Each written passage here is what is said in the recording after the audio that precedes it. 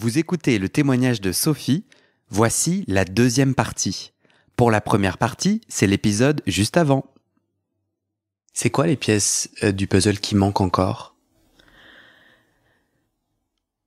Disons qu'il y a plein de questions. En fait, la réception de ce dossier m'a apporté des réponses, mais d'autres questions. Par exemple, pourquoi est-ce qu'il précise que tout particulièrement mon père ne pouvait pas s'occuper de moi ? Est-ce que c'était parce que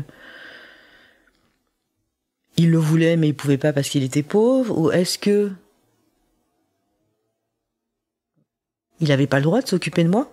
Voilà, Donc c'est d'autres questions. Et puis après, il manque aussi plein de... Moi, j'aimerais en savoir plus sur leur histoire.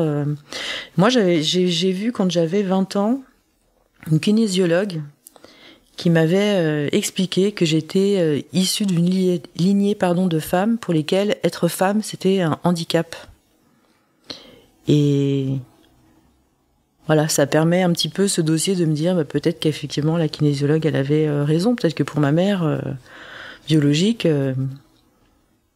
même si elle était mariée, elle avait peut-être, je sais pas, des ambitions, etc. Peut-être que pour elle, avoir un enfant, c'était un handicap, voilà. Donc ça m'apporte quelques réponses, mais de toute façon, je les ai pas toutes. Mais après, dans des familles même, normales entre guillemets, en tout cas, il y a des secrets. Tout le monde n'a pas toutes les réponses, donc. Pourquoi être allé voir un ou une kinésiologue ? Comment c'est rentré ? Alors c'est ma sœur. Alors moi, j'étais pas du tout. J'étais assez sceptique, et c'est ma sœur qui adorait essayer plein de médecines alternatives. Qui sentait bien. Enfin, moi, j'ai toujours eu un espèce de mal-être que j'exprimais pas forcément, mais que de toute façon, tout le monde ressentait, que ce soit dans mon entourage ou les gens qui me connaissaient peu. Et elle m'a dit, je suis allée voir une kinésiologue, tu devrais y aller, essaye. Au pire, tu trouves ça nul, mais essaie quand même. Donc, j'y suis allée, et je me suis dit, je vais pas me faire avoir, je vais faire croire à la kinésiologue que j'y vais parce que je sais pas quoi faire de ma vie, et j'ai du mal à me projeter, je sais pas quel métier je veux faire, voilà, que je tourne un petit peu en rond. Donc j'étais vraiment persuadée, j'étais sûre de moi. Je me suis dit, je vais la voir. Donc elle me pose quelques questions et je reste assez évasive et je fais exprès en fait de pas donner certaines réponses. Et donc elle décide là d'interroger mon corps et elle me dit, moi j'ai des questions en tête et j'ai eu une réponse mais qui a rien à voir avec l'objet de votre visite. J'ai dit, ah bon ? Ah non. Et elle me dit, voilà ce que... j'ai interrogé votre corps et voilà ce qu'il me dit. Et donc, c'est là qu'elle me dit que, en fait, pour moi, être une femme, c'est un handicap. Donc, elle te parle pas de l'adoption ? Elle m'en parle pas tout de suite. Elle me dit que ce qu'elle ressent, c'est que, pour moi, être femme, c'est un handicap. Pas dans le sens, je suis pas bien dans mon corps de femme, mais vraiment... Je sens que, en tout cas, toutes les contraintes liées au fait d'être une femme, pour moi, elles sont vraiment très très lourdes, plus lourdes que pour la plupart des femmes, en tout cas que beaucoup de femmes. Et elle me demande si j'ai été entourée de gens un peu machos, etc. Et donc après, elle interroge de nouveau mon corps, et c'est là qu'elle me dit que je suis issue d'une lignée de femmes pour lesquelles, être femme, c'est un handicap. Du coup, la kinésiologie, ouais. Quand elle dit j'interroge mon corps, c'est quoi concrètement ? Elle te touche ? C'est assez spécial. C'est qu'en fait, on est allongé avec le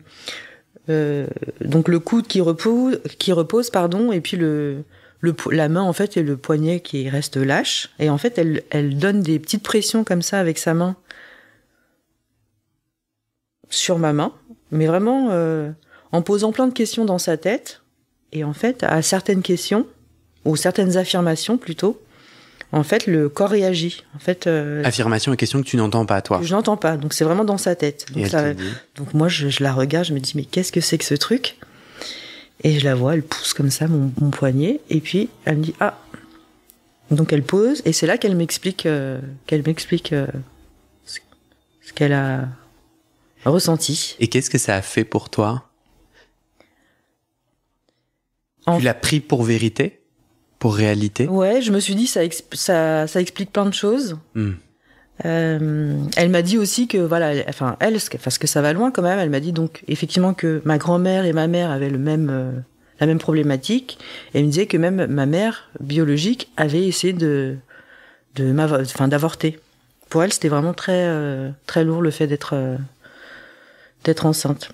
Et en fait, ça m'a pas du tout choqué. Les gens autour de moi me disaient mais c'est dur. Comment tu te sens, comment tu le vis? Et moi je me suis dit, au moins j'ai des réponses. Donc après je me suis dit je pourrais jamais vérifier, mais c'était au moins quelques réponses, quelques explications. Mais c'est ce que j'entends qu'en fait, happé par le vide, on va essayer de le remplir à tout prix. Et je questionne. Alors moi j'y connais rien et j'ai pas de jugement sur la kinésiologie ou autre, mais je questionne la vérité. Mais même la notion de vérité, mais même en fait, si tu retrouvais, et ça va être ma question d'après, en Corée, des personnes qui appartiennent à ces familles et qui peuvent dire, je ne sais pas si ça serait plus ou moins la vérité, puisque c'est c'est ce que les autres ont observé, et même si tu pouvais rencontrer tes parents biologiques, sauraient-ils dire, tu vois, une vérité Ouais. Après, j'ai quand même quelques indices parce que alors moi j'ai quand même reçu ensuite une réponse puisque quand on reçoit le dossier, ils nous demandent l'accord pour effectuer une recherche dans le système du gouvernement coréen pour retrouver les parents biologiques. Ok. Et donc moi ils ont retrouvé une trace de mon père biologique qui est décédé en 2005 et ma mère biologique, elle a complètement disparu des radars, mais depuis en fait ils ont jamais retrouvé. Ils sont incapables de me dire la date à laquelle elle a figuré dans le système pour la dernière fois. Donc je pense vraiment que ça corrobore. Ouais, et je me dis, elle a dû même partir, je pense, à l'étranger. Je pense qu'une fois qu'elle s'est séparée complètement de mon père et qu'elle m'a donné à l'adoption, je pense qu'elle est partie faire vivre la vie. Enfin, j'espère, je lui souhaite vivre la vie qu'elle voulait vraiment avoir. Ce numéro de dossier, on parle de quoi en fait? C'est quand ils disent on n'a même pas retrouvé des traces, c'est qu'une fois que tu mets un enfant à l'adoption. Alors non, en fait, tous les Coréens, ils sont enregistrés dans le système du gouvernement, avec une adresse, etc. Et donc, normalement, quand l'agence d'adoption lance la démarche, elle recherche simplement les 2 personnes avec le nom, prénom dans le système, et ils peuvent récupérer les coordonnées. Donc ils prennent contact, et seulement s'ils prennent contact, s'ils arrivent à prendre contact, et si les parents biologiques l'acceptent, là on peut, pourquoi pas, organiser une rencontre. Mais là, et ils font ces recherches via un numéro, et du coup, quelles sont les raisons, est-ce que tu sais les raisons pour lesquelles quelqu'un n'a pas de numéro national? Ouais, alors soit parce qu'il est parti. Normalement, tout citoyen coréen est enregistré dans le système. Donc soit il est parti, ou alors des gens qui déménagent et qui sont par exemple criblés de dettes, qui veulent pas être retrouvés, et qui vivent un peu comme des marginaux et qui s'enregistrent plus dans le système. Mais normalement, tout le monde est enregistré. Ou lorsque tu décèdes, il se désenregistre? Non, puisqu'en fait, mon père biologique, on sait qu'il est décédé en 2005. Ouais. Donc j'en déduis que non. On perd quoi comme avantage quand on n'a plus de numéro? Et je pose toutes ces questions parce que Isabelle, elle a raconté que sa mère biologique, à 3 jours près, désactive ou son numéro est désactivé. Ouais. Donc ces questions, je les pose aussi avec Isabelle en tête. Qu'est-ce qu'on perd comme avantage? Donc on est forcément toujours vivant, non pas forcément toujours vivant, mais on a soit quitté le territoire, soit on a décidé soi-même de se désenregistrer. Oui. Qu'est-ce qu'on perd? Après, je sais pas du tout ce qu'on perd comme avantage. Non,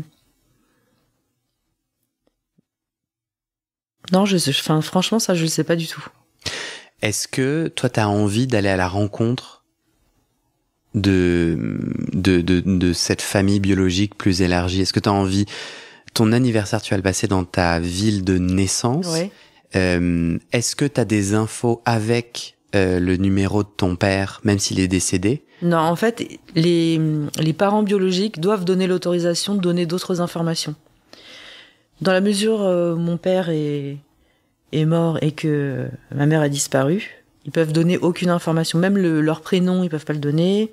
Si j'ai des frères et sœurs, si j'ai de la famille, enfin ça, ils ont vraiment pas le droit de donner... sans l'autorisation des parents biologiques. Et faire des recherches à partir des 2 noms de famille? Bah, ce qu'il y a, c'est que le nom de famille de mon père, c'est Kim, qui est le nom le plus courant en Corée. Et puis j'ai essayé aussi de regarder un petit peu le nom avec le nom de ma mère biologique, mais c'est trop compliqué. Il y a vraiment trop de gens qui portent le même nom et je pense que c'est vraiment. Après, je pense que je suis pas vraiment. Ça m'intéresse pas vraiment de. Enfin, si j'en avais l'opportunité, peut-être que je le ferais, mais en tout cas, partir à la recherche d'oncles, tantes, etc. Pas forcément. Moi, ce qui m'intéressait vraiment, c'était l'histoire de mes parents, connaître mes parents. J'aurais aimé avoir même une photo d'eux, savoir à qui je ressemble, en savoir plus sur leur histoire, peut-être mieux comprendre aussi leur histoire et pourquoi ils m'ont abandonnée. Et mais voilà, autrement, j'ai pas forcément. Je saurais pas quoi dire en fait à ces gens si je les rencontre. Hein. Tu t'es fantasmé cette rencontre possible? Avec mes parents biologiques? Ouais. Jamais. Tu t'es jamais dit ce que tu pourrais leur dire? Ce qui serait important pour toi de leur dire? Leur dire que... bah déjà, si effectivement ma mère elle avait cette problématique, si finalement elle a réussi à avoir la vie qu'elle voulait avoir, lui dire que ça me fait plaisir, que je suis heureuse. Et dire que je leur en veux pas, quoi. Enfin, tout simplement. Tu leur en veux pas? Non. Pourquoi? Parce qu'ils ont certainement...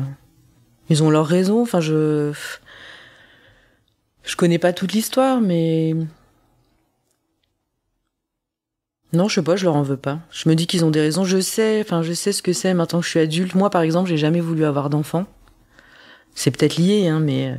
J'ai jamais voulu me marier. Enfin, j'ai essayé d'être en couple, de jouer au papa et la maman, etc.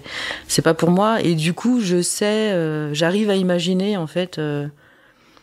Alors, je dis pas que si j'avais eu un enfant, je l'aurais abandonné, mais j'arrive à imaginer peut-être les tourments que ça peut être, leur vie de couple si finalement ils s'aimaient plus, le fait d'avoir un enfant quand on n'a jamais voulu être mère. Ou peut-être parce qu'ils étaient pauvres, ou voilà, je me dis, bon, non, je préfère... c'est même pas que je préfère ne pas leur en vouloir, c'est vraiment, je leur en veux pas du tout. Et avant cet état de paix, est-ce que tu as eu de la colère envers tes parents? Non, pas de colère. La tristesse, beaucoup. Ouais, de la tristesse. Mais pas de colère. J'avais plus de colère envers mes parents adoptifs que biologiques, ouais. Et tu sais pourquoi? Parce qu'ils ont jamais pris en compte le fait que, en tout cas, moi, je suis arrivée à 3 ans. C'est vrai que mon frère et ma sœur sont arrivés un peu plus jeunes. Je suis arrivée à l'âge de 3 ans et ils ont jamais pris en compte le fait que j'avais eu une histoire avant. Donc c'était vraiment, on efface tout et on recommence. 1, 2, 3, t'es française, t'es blanche, tu sors pas de mon ventre, mais c'est vraiment comme si je t'avais fait. Alors que non, ça peut pas être comme si. Et puis le fait de m'avoir fait culpabiliser sur mon envie de découvrir, d'en savoir plus sur mon histoire, et puis encore il y a quelques mois de découvrir que ce dossier il l'avait depuis le début. Enfin moi j'ai renvoyé un mail au coordinateur coréen en lui demandant mais est-ce que ces informations nos parents adoptifs les avaient? Il dit oui bien sûr, c'est le dossier qu'ils ont reçu avant même que vous arriviez en France. Donc en fait toutes ces informations ils les avaient et ils les ont jamais, ils ont toujours menti, même si je peux entendre que c'est pas évident en tant que parent on sait pas comment aborder le sujet, mais enfin bon, au bout d'un moment, quand on sent que l'enfant est en souffrance, je pense que c'est bien de lui apporter des réponses. Je suis assez fasciné par la dichotomie entre la bienveillance que tu as à l'égard de tes parents biologiques et la critique que tu as envers tes parents adoptifs. C'est marrant parce que dans les 2 cas, moi, intimement, je ressens de la tristesse et de la colère et de l'injustice, mais peut-être presque au même niveau. mais moi je suis, enfin tu vois, on s'en fout de moi, mais je te partage quand même. Ah, oui. Puis en plus j'ai pas ton histoire, enfin il y a plein de choses, donc j'essaye pas de juger, mais de te dire, moi de mon côté j'ai le même niveau quand j'essaye de me sonder, j'ai le même niveau de tristesse et d'injustice dans les deux cas, et le même niveau de compréhension, de chemin de vie, de possible pourquoi et de pardon. Ouais. Et j'entends que toi il y a une vraie dichotomie. Oui, parce qu'en fait mes parents. Oui, mes parents biologiques ont décidé de m'avoir, mais enfin, c'était peut-être pas vraiment voulu, c'était un contexte particulier, c'est la Corée, enfin voilà, c'était... On peut dire la même chose de tes parents adoptifs, c'était un contexte particulier. Oui, mais alors eux, ils ont fait la démarche d'adopter, c'est-à-dire que quand on adopte, on sait qu'on adopte un enfant avec une histoire, surtout quand on n'adopte pas un enfant qui est bébé, enfin même quand il est bébé, hein, de toute façon, mais on doit prendre ça en considération, on doit... Moi je me dis, mais je trouve ça fou, par exemple, d'adopter des enfants qui viennent tous les trois de Corée du Sud, de n'avoir jamais montré aucun intérêt pour la Corée, ils sont même jamais allés en Corée, alors que mes parents, c'est des gens qui ont toujours beaucoup voyagé, ils sont allés au Japon, enfin, c'est des gens qui ont toujours beaucoup voyagé, donc c'est pas parce qu'ils avaient pas l'habitude de voyager ni les moyens. Jamais, ils nous ont amenés dans des restaurants chinois, vietnamiens, mais jamais dans des restaurants coréens. Ah ouais. À ton avis, vraiment, parce que je pense qu'ils voulaient, alors, je pense que, bon, ils voulaient bien faire, hein, je pense qu'ils voulaient qu'on se sente complètement français, mais, on peut pas se sentir complètement français quand tous les jours on nous renvoie le fait on n'est pas vraiment français. Moi, on m'a dit tout le temps, mais tu viens d'où? T'es de quelle origine? Et bon, je le comprends, mais effectivement, quand les gens me voient, ils se disent pas tout de suite, ah, mais t'es française. Quand je suis à l'étranger et que je dis que je suis française, les gens disent, oui, mais bon, t'es pas vraiment française, alors que moi, j'ai toujours grandi avec des parents français, élevés dans la culture vraiment française, donc...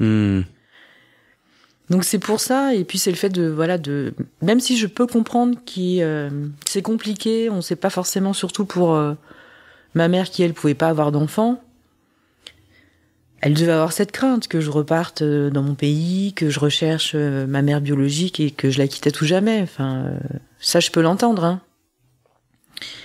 Mais je pense que quand j'ai commencé à être plus stable et mieux dans ma peau, etc., je pense que là, c'était le bon moment pour m'en parler. Qu'elle le dise pas avant, bon, pourquoi pas, j'arrive à le comprendre, mais après, je pense qu'elle aurait pu dire, voilà, maintenant t'es prête. Qu'est-ce qu'elle essayait de protéger, à ton avis, cette femme qui t'a adoptée, en mentant? Je pense que effectivement, pour elle, c'était déjà compliqué d'assumer le fait de pas avoir eu d'enfant... à elle, j'allais dire, enfin d'enfant naturellement. Surtout que mon père, lui, il est vraiment il vient d'une famille dans laquelle les liens du sang c'est sacré. Ah.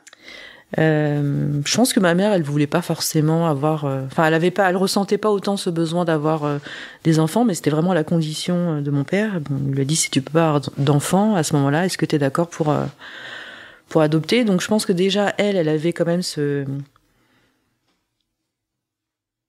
sentiment de...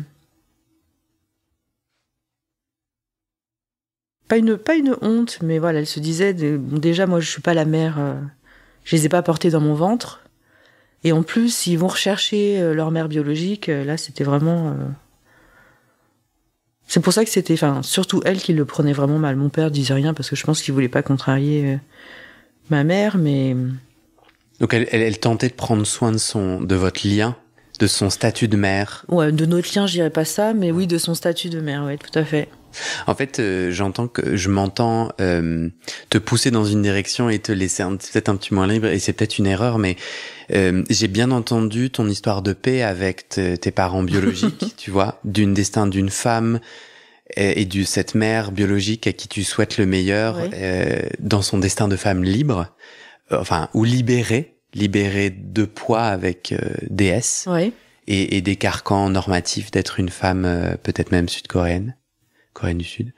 Et je crois que j'avais un peu envie, et peut-être un peu en faisant du forcing, d'entendre une histoire de paix, de comprendre le destin d'une autre femme, de ta mère adoptive. Et je me demandais, en fait, dans dans cette recherche et dans les informations que tu as aujourd'hui, est-ce que ça change quelque chose pour la femme et ton destin à toi, pour la femme que tu vas devenir ou que tu peux devenir? Tu parlais d'enjeux d'attachement, tu as dit au début, tout à l'heure, Oui. je pense que c'est lié. Avec ces nouvelles informations, avec ce voyage en Corée, est-ce que tu as l'impression que tu vas pouvoir ouvrir des potentiels dans ton destin de femme? Je pense pas. Je sens que ça va quand même me libérer un peu, mais ça va pas me changer complètement. À ton avis, ça va te libérer un peu de quelle façon? Alors je sais pas si libérer c'est le mot exact, mais en tout cas j'ai vraiment l'impression là que j'entame pas une nouvelle vie, mais un nouveau chapitre.